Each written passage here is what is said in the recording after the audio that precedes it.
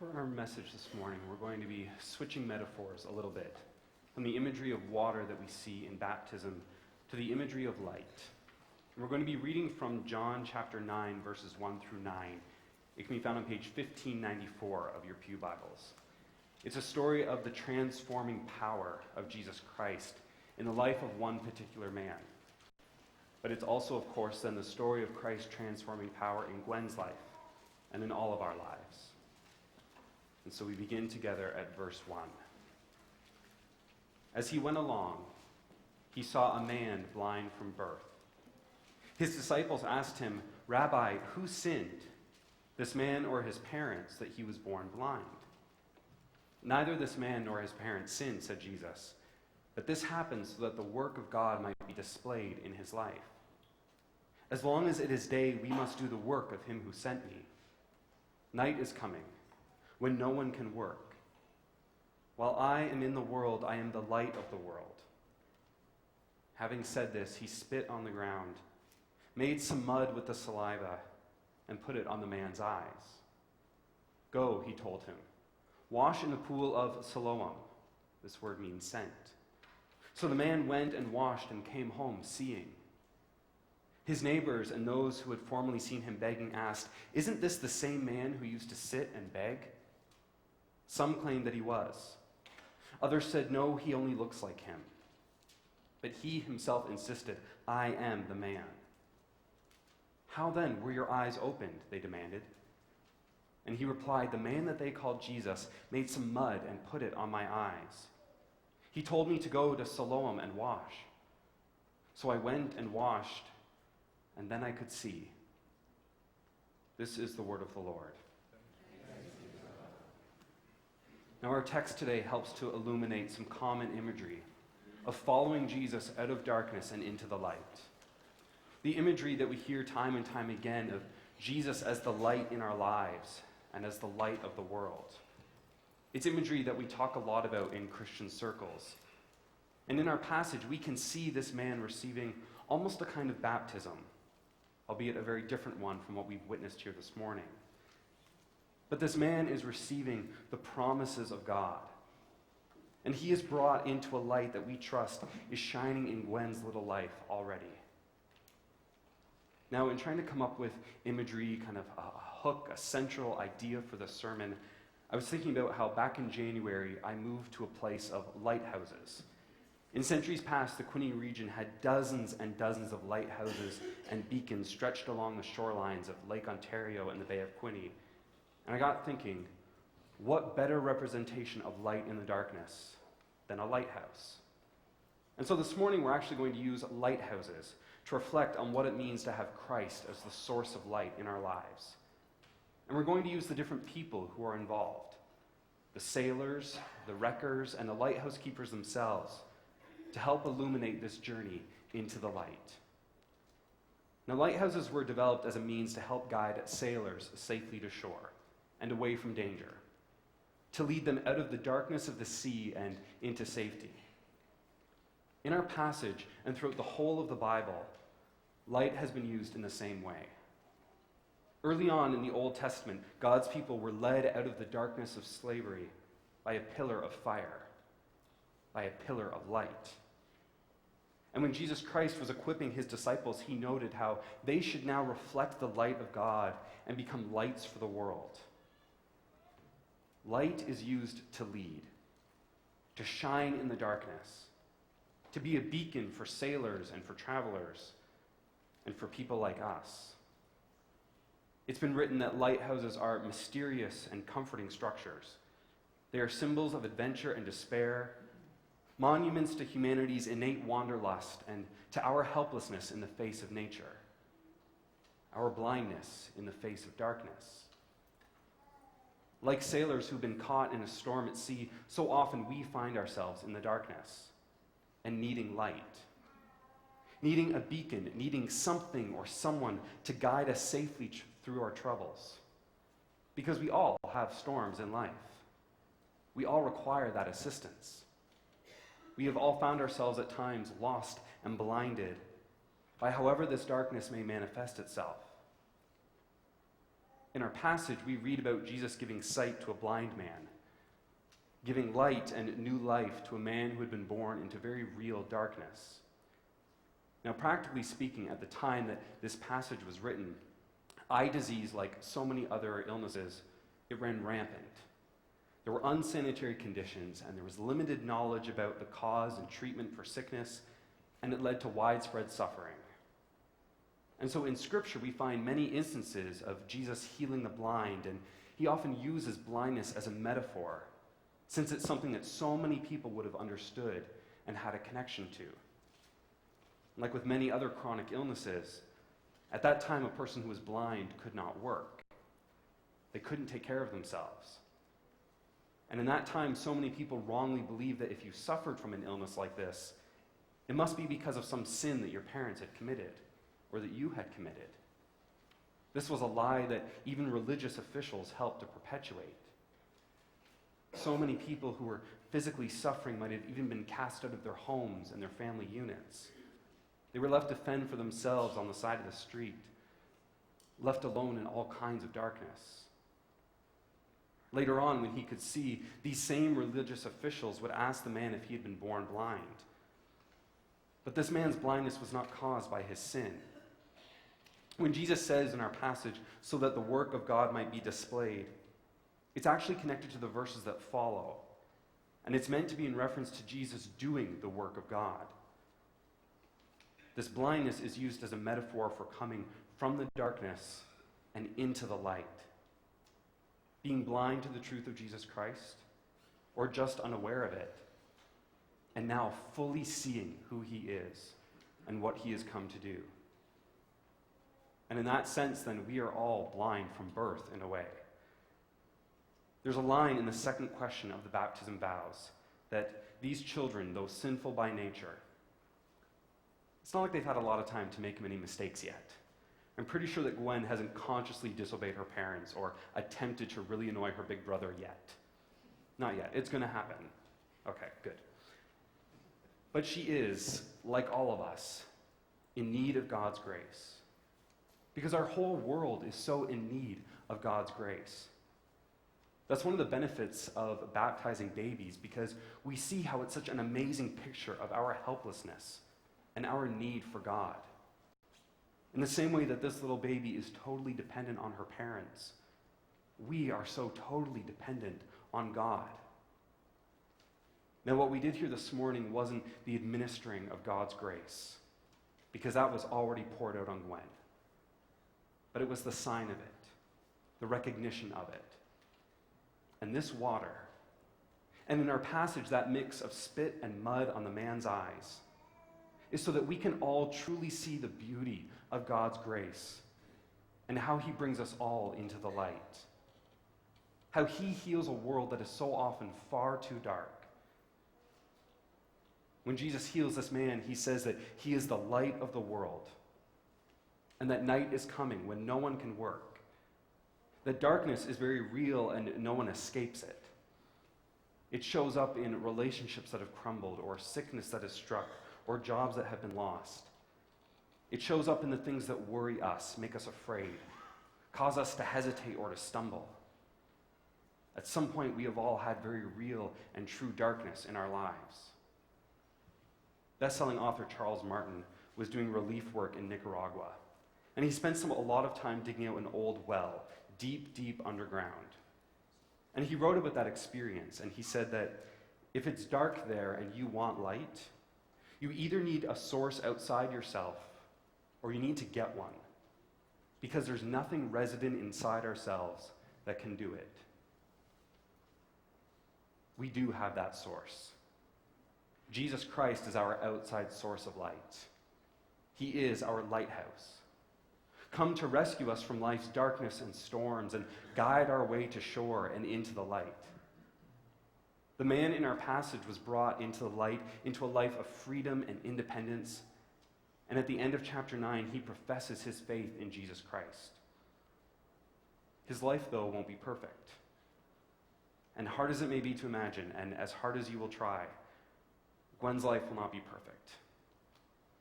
Being a follower of Christ doesn't make us immune to life's storms or the darkness of this world. that were true, we wouldn't need to gather together as a family of faith every week. Even the most experienced of sailors go out again and again and again, and each time is a little bit different. There's a new ship or a new shoreline to navigate, a new adventure. And even the most experienced of sailors can still get caught in the darkness or in the storms. There will still be obstacles in our way. Gwen is just starting out. There's going to be a lot of obstacles in her way. Periods of storms and darkness. But with the guiding light of Jesus Christ, they are overcome. And one of these obstacles that sailors face in the darkness were a group of people once known as wreckers. There are legends and stories of these people who would gather on shorelines in stormy weather with lanterns, and they would try and stimulate the look of ships bobbing up and down in a harbor. They created false lights to try and mislead ships and sailors from their actual destination. They would lure these distressed ships to run aground, and then they would attack the crew and make off with whatever valuables that were on board. And today, even those of us who are on land, we still have these false lights. These things that lead us away from our destination and from the true source of light and life. The things that sometimes lead to our wrecking. Now, after the healing of this man, there was a dispute about the validity of his claims. There were neighbors who said that it wasn't really him. And there were religious officials who tried to poke holes in his story. They were the religious and government officials who'd been abusing their power and authority for selfish gains, misleading the people into believing that there were certain things they must do and certain prices that they must pay if they wanted light in their lives. And further in chapter 9, they relentlessly question this man and harass him and his family. And in a way, they were acting like these wreckers. False lights leading these people away from the truth and away from their destination, away from the real light and life. This was a world that had very little public lighting at night. There were no street lights or security lamps to help them find their way after dark, torches if they were really desperate, but nothing that was easily accessible. These people were used to the darkness, and it was easy to stumble in the darkness and be led astray. Now, at the specific time of our passage, the temple courts themselves were being lit up for a lavish ceremony, the Feast of the Tabernacles. And that's part of the reason why Jesus was in town. These weren't necessarily decorations for that ceremony, but it was a way of setting up the court for this occasion. Elsewhere in the Bible, we can read about large golden bowls, about 16 of them, that would have been raised up and filled with oil and then lit with wicks. The fire would reflect off the gold and off the limestone walls of the temple, and the effect would have been incredible and awe-inspiring. But in the midst of this very court, this elaborate setup and this beautiful light, Jesus has come to say that as beautiful as this all seems, this isn't actually the real light. Instead, he is the light of the world. Not just of the temple courts, not just of Jerusalem where this temple is located, but of the entire world. And he is a light of life that can never be snuffed out, and is not reserved only for those who found their way into that court and done what the religious officials tell them to. This lighthouse shines in every corner of the dark world. It shines to calm nervous hearts and quiet anxious thoughts. A light for all the people. And so it's a light that needs to be shared. And the responsibility of sharing that light falls upon the keepers. Those who tend the light and help it to shine. Who make sure that it's visible for all those who are in need. And perhaps these keepers are people who have experienced its power. Those who have witnessed the transformation in their own lives and now want to help guide others out of the darkness. These days it could be anybody. It could be teachers, it could be pastors, it could be doctors or nurses, GEMS or cadets leaders, mentors of any kind, prayer partners, you name it. Helpful and willing hands, listening ears and caring hearts. Now, before electricity, lighthouse keepers would have had to carry the fuel to the top of the tower several times each night, as well as during dark and stormy weather. It was to ensure that the light remained lit for any sailors who might need its guidance. Now, this meant that the windows would have had to have been kept spotlessly clean, the compartments well organized and efficient so the job could be well done. Often they were the first response for sailors who run into trouble, and they had reputations for being fearless. It was a difficult job, but a necessary one. It's the same kind of job that followers of Christ are being asked to take part in. Organized, efficient, fearless. To share the light with others. To help guide them on their journey into the light as we ourselves have been guided. Because we all get lost in the darkness. We all need Christ to heal our blindness, to help bring us back to life no matter who we are. In the early days of lighthouses, the light would have actually been made up of many candles burning together to produce one powerful beam. And today, the unit of measurement for light used in lighthouse keeping is still often known as candle power. If Christ is our lighthouse, how much more powerful does his light shine when it is made up of all of us candles burning together to produce that powerful beam? How much more powerful when we all come together to share his light in a world of darkness? That's why we baptized Gwen here this morning as a community, instead of just, say, a private family event yesterday afternoon in someone's backyard. Because no matter how far away any of us might live, we have vowed to be on this journey together with Jordan and Jess and Anson and Gwen and all of the people who are in our faith community. Because the job is so much more effective when we do it together. When we can rely on one another to help us through the difficult journey of keeping that light shining. I came across a story of a lighthouse keeper's wife who is now only known as Mrs. Bray. History didn't bother to record her first name, which doesn't seem quite fair because she was clearly a lighthouse keeper herself. This was a woman who was fearless. Her husband was sick on the mainland, and he was unable to get back home because of a snowstorm. And so she spent Christmas Eve of 1865 tending twin lighthouse towers all by herself. She kept both lights burning all night long. She was going back and forth between the towers, which were a half-kilometer apart from each other on a tiny little island. Keeping light is not an easy job. We're going to be asked to keep the light burning when we have other things we want to do on Christmas Eve. We're going to be asked to keep the light burning when we are tired, when we're exhausted, when the baby has been up all night crying, when we have been up all night crying, when there's other things that we would just rather do, when there's summer holidays to go on or errands to run, when there's Hallmark movies to watch, when there's housework to be done, or when it seems like maybe there's someone else who could do a better job than we could. And the thing is, we could use all of those excuses because the power of the Holy Spirit is such that it doesn't need us specifically to do that work of shining the light, because Christ's light is strong enough that it will continue to do that on its own. But our relationship with God, our relationships with others, they flourish in that light.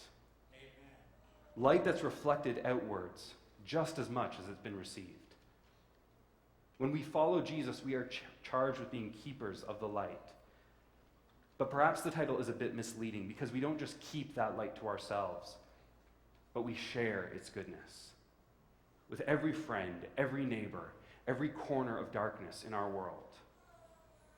It's a vow that we made this morning, that when the baby is crying all night long, when the people of our church family are in need, the people of God will be there to bring the light. Now, in 1833, the Hallowell Free Press wrote this about lighthouses back home in Quinny.